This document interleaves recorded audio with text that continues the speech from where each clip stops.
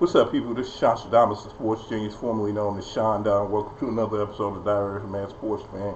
Coming to you, I believe it's Friday, January 21st, 2021. I want to give a shout out to my buddy Sandra Sherrill. Her birthday is today. I also believe Benny Hill and Billy Ocean birthday is today as well. And no, I'm not talking about Benny Hinn, not to do with the blazer that be swinging it at people and shit, and they be falling down on stage. I'm talking about Benny Hill, the perv from the 80s and shit. Him and that old white man that used to run around chasing women and shit. So, now that I got all that malarkey out of the way, I want to let you know what grinds my fucking gears in the world of sports.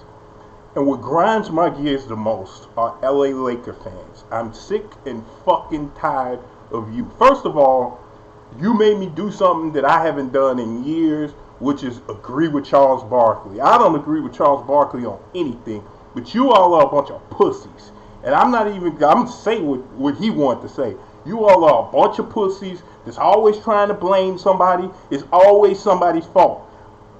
It's only gotten worse since LeBron got over there. Him and his Bron hive in 4-6 Mafia. I'm sorry, I keep calling him 3-6, 4-6 Mafia. Anyway, these motherfuckers, okay, first it was Jim Buss. It was all Jim Buss's fault. Even though LaMarcus Aldridge and them was scheduled for free agent meetings and Kobe Bryant was supposed to be at one and they said, man, I'm not coming. Then they said, man, Kobe ain't going to be here. They was like, man, I'm coming. No, but that's Jim Buss's fault, though. You see what I'm saying? That's why I hate people like Magic Johnson, because they're fucking liars. They're people, it's always somebody's fault. Last year, Shannon Sharp and Magic Johnson, them, they lit into Kuzma, Montrezl Harrell, fucking Dennis Schroeder wasn't the real Laker, let him tell it. Just every fucking body. It was everybody's fault. They finished in the play-in game, then they got their cheeks crashed in the playoffs. First round by Phoenix. Vegas had them winning and shit, which I'm tired of. That's another thing I'm tired of, is y'all talking about, man, they the favorite. Fuck what Vegas say. Vegas is trying to trick you into stupid bets. I made money last year when they gave Phoenix, like, it was like a plus 240 or some shit like that they wasn't going to win. I made money. I would have made more had they won in 6. But I actually made money off them motherfuckers. Because I knew damn well they wasn't losing to the Lakers' weak ass. So they were in the play-in game last year, and then they come back this year, and they stink again after they got rid of the players that they claimed stunk last year. Those players go to other teams, and those teams are contending and are good teams, and they're playing better. Russell Westbrook, who happens to be a future first ballot Hall of Famer potentially, triple-double machine, he comes in and just falls off a fucking cliff. And people don't want to talk about the common denominator. The common denominator looks like the Lakers to me. If the players that you got rid of left and became cold, and the player you had coming in was cold, and he came in and turned into a fucking bum, then you're the fucking common denominator of weakness. I've always said that. And for those of you math illiterates, common denominator is a math term. You're the fucking common denominators. It's really fucking annoying, too. Because it's easy. Like, I said it years ago. Don't get me wrong. Russell Westbrook is an aggressive idiot. Period. He believes that running into a wall and shit like that is cold. Yeah, you might run into a wall and live. You might be able to drive your car into a fence and 90% chance you're going to live. But is that the smart thing to do?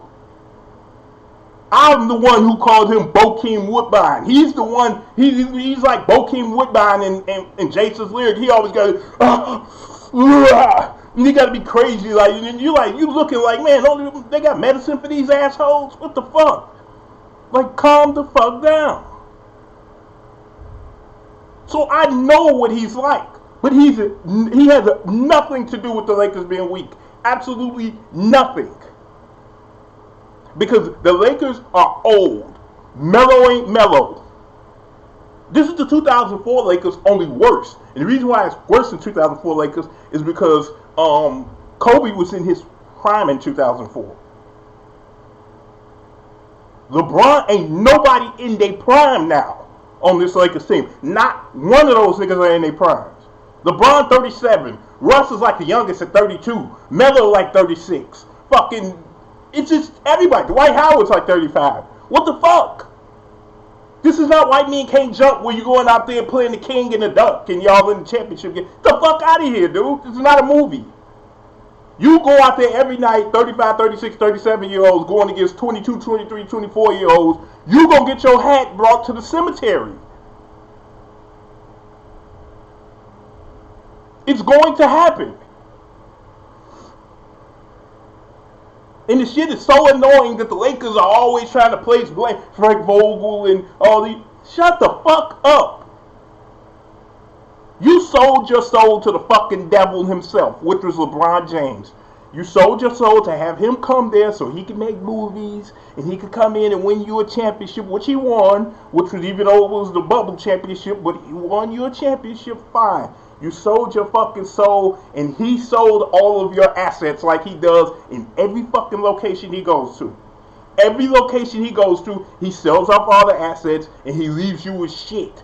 And now you're seeing it earlier than you want to. What you gonna do about it, though? There's nothing you can do about it. You sold them already. Anthony Davis is a fucking is made of glass. This motherfucker stinks like grown man shit. He's never healthy. He doesn't play with heart. But nobody says nothing about him, though. It's all about Russell Westbrook, to quote Shannon Sharp. Russell Westbrook. You can't win with what? I'm telling you. Like, what about LeBron, Shannon? Oh, no, I'm never blaming Bron. Not me. I'm never blaming Bron. And it makes me mad because you motherfuckers are getting personal. You all are getting personal with this man. And the thing I hate is when you tell people they're getting personal, people like Skip Bayless will say, it's not personal to me.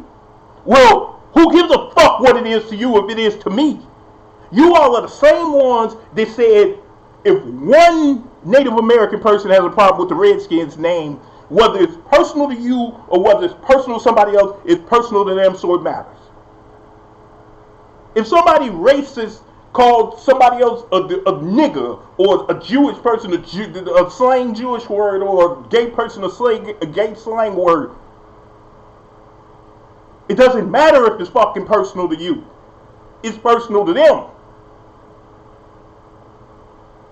And you wonder why, when he tells you to eat a fucking satchel of Richards, it's like, man, why is this guy upset?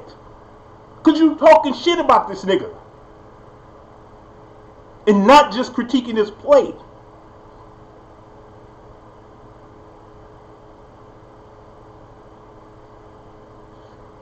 That's all I'm going to talk about today. There you have it. Another episode of Diary of a Mad Sports Fan. If you like it, comment. If you didn't, go fuck your mother. Peace and hair grease.